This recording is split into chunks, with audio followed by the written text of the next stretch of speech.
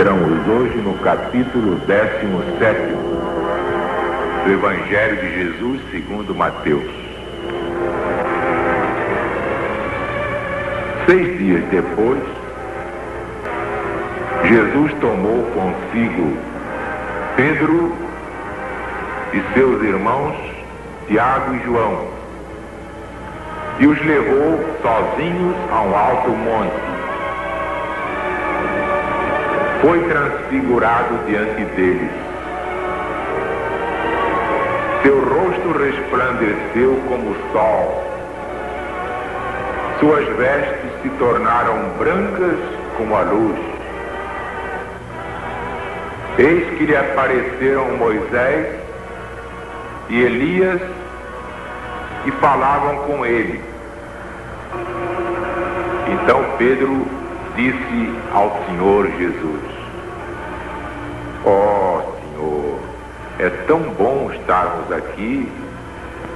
Se queres, eu mando fazer 3 tabernáculos, um para ti, outro para Moisés e outro para Elias. Falava ele ainda quando uma nuvem luminosa os envolveu, e saía da nuvem uma voz que dizia: este é o meu filho dileto, em quem me agrado, escutai-o.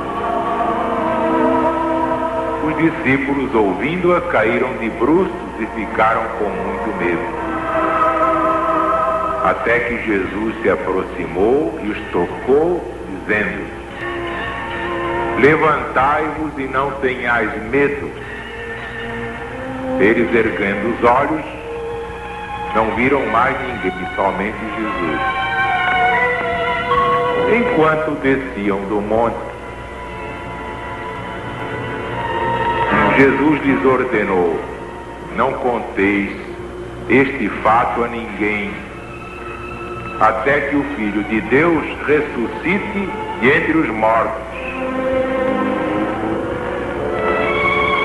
Os discípulos perguntaram: Senhor Jesus, por que dizem os escribas ou doutores da lei de Moisés que Elias tem que vir primeiro?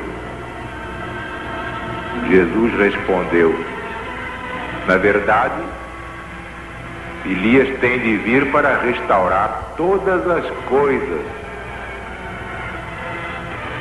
Eu vos declaro, porém, que Elias já veio, não o conheceram e ainda lhe fizeram tudo quanto bem fizeram. Assim também o Cristo de Deus há de padecer nas suas mãos. Então os discípulos entenderam que Jesus tinha falado a respeito de João Batista.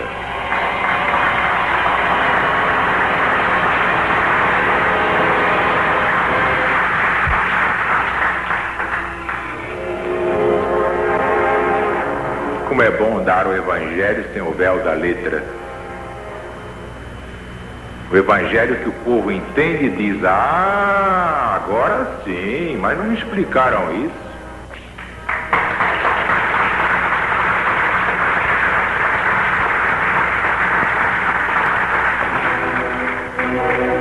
Este caso aqui, do capítulo 17, chega a tontear até os espíritas mais veteranos.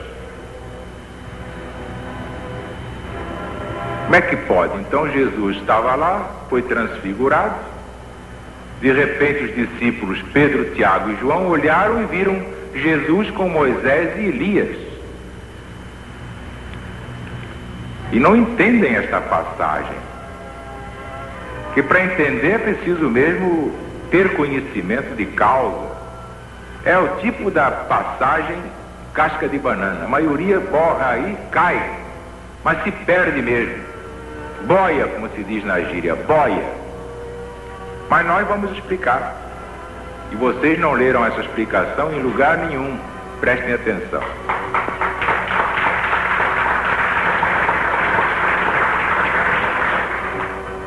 Vocês já viram a passagem de João Batista, degolado porque Salomé dançou muito bem no dia do aniversário de Herodes, quando ele prometeu que daria a ela o que ela pedisse, até metade do reino. Salomé ficou toda feliz, foi correndo para a mãe disse: não precisa tanto, vamos pedir somente a cabeça de João Batista num prato.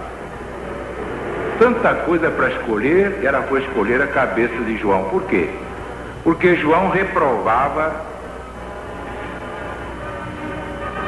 o gesto de Herodes, que vivia com a mulher do seu irmão Filipe.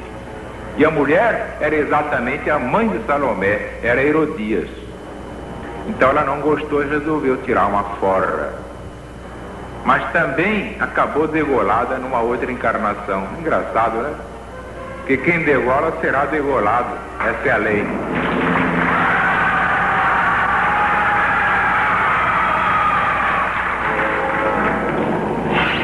Mas então, João já estava irremediavelmente condenado.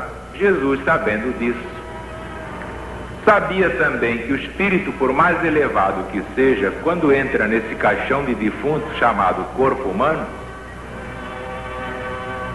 entra assim numa espécie de cortina de fumaça, esquece muita coisa e às vezes tem a impaciência dos homens comuns.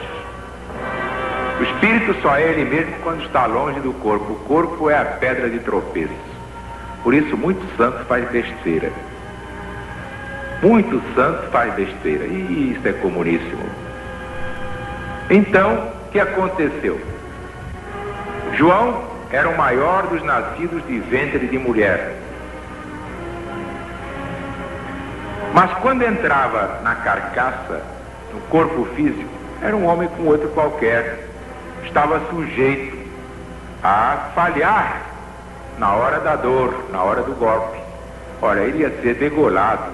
Isso podia custar até uma escorregadela de mau jeito. O que fez então Jesus com o poder que tinha? Preparou o espírito de João para a degola. Como? Mostrou a João o que ia acontecer e por que ia acontecer. Porque João tinha sido Elias, Elias tinha sido Moisés, 3 pessoas numa só. Moisés matou 2. Mas seja como for, graças ao seu poder espiritual, implantou o decálogo, a crença num Deus único, portanto, fez do povo hebreu o povo de Deus, o povo monoteico, o povo que só acreditava num Deus só, enquanto os outros acreditavam numa porção deles ao mesmo tempo. Ora, depois que Moisés desencarnou, o povo caiu outra vez nos braços do bezerro de ouro. Começou a adorar bonecos de pau, dizendo que era Deus. Então o que aconteceu? O pessoal caiu no fandango da idolatria, no carnaval da idolatria. Começaram então, todos eles, a substituir o Deus único por uma porção de Deus de meia tigela. Então Moisés, para manter a unidade espiritual do povo, reencarnou como Elias. Elias foi tremendamente violento contra o Deus Baal e os seus congêneres. Acabou mandando cortar a cabeça de 3.000 sacerdotes de Baal. Quando voltou como João, estava escrito que também teria que ter a sua cabeça cortada. Porque pode ser um santo, mas se errou, vai pagar na mesma moeda.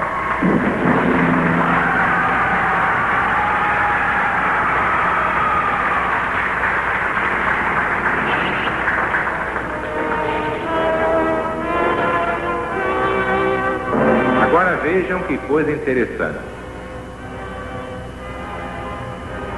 Depois, naturalmente, daquela voz: este é o meu filho amado, escutai-o.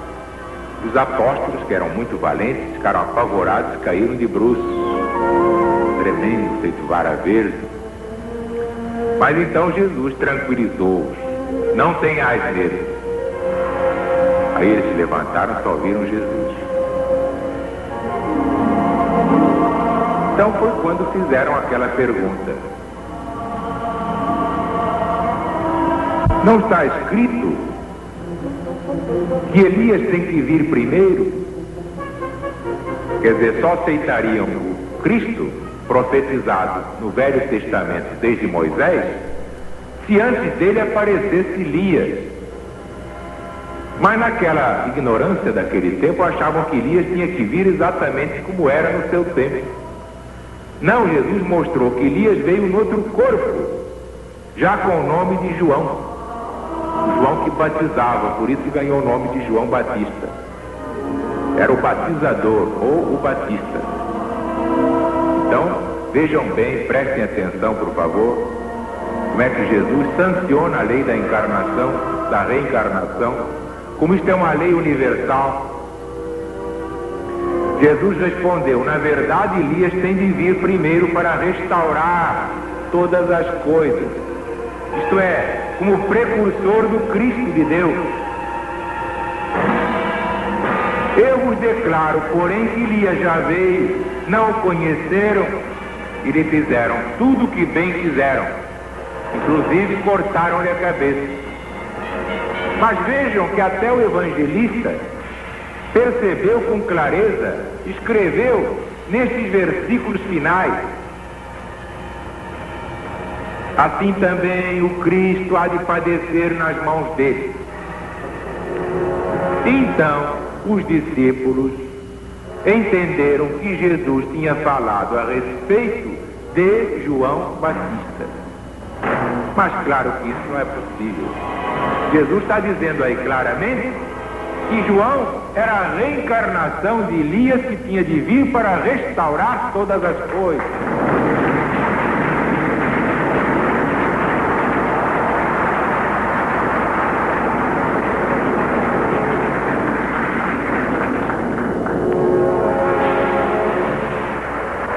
Não sou eu, estou inventando nada. Está no Evangelho, para quem tem olhos de ver. Uma vida só não dá para um espírito evoluir. Uma vida só é o selvagem antropófago. Vocês querem ver, eu dou sempre ilustrações para a pessoa compreender bem. Eu quero é falar a linguagem do povo. Senão ninguém entende e não me adianta falar aqui bonito, floreado. Vocês pegam, por exemplo, um selvagem antropófago, dão um banho nele, deixam o cabelo crescer à moda da casa, botam um smoking no homem e o levam para um baile no Itamaraty. Ele continua grosso como é na tribo em que viveu e nasceu, etc. Agora vocês pegam um ministro do Itamaraty, ponham o homem nu na tribo selvagem, façam aquelas tatuagens, ponham um brinco no nariz dele, outro nas orelhas, aquelas coisas que eles usam lá. E o que adianta?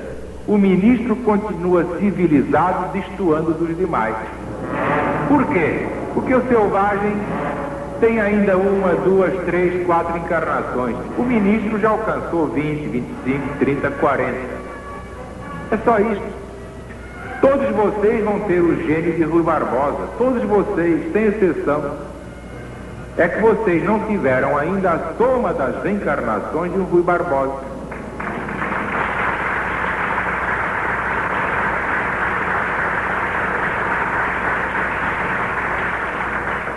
É aí que se patenteia a justiça de Deus. Muita gente diz: por que o Rui Barbosa era tão inteligente? Ah, porque tinha lá um negócio nas circunvoluções cerebrais. E o Napoleão, porque era um cabo de guerra tão genial? Ah, porque deve ter um cérebro muito grande. Foram abrir a cabeça do homem, tinha um cérebro pequenininho, pequenininho. Quer dizer, o gênio não está nas circunvoluções cerebrais. Está dentro do espírito que anima o corpo. Então, viva LBV! Viva o Brasil! Viva Jesus!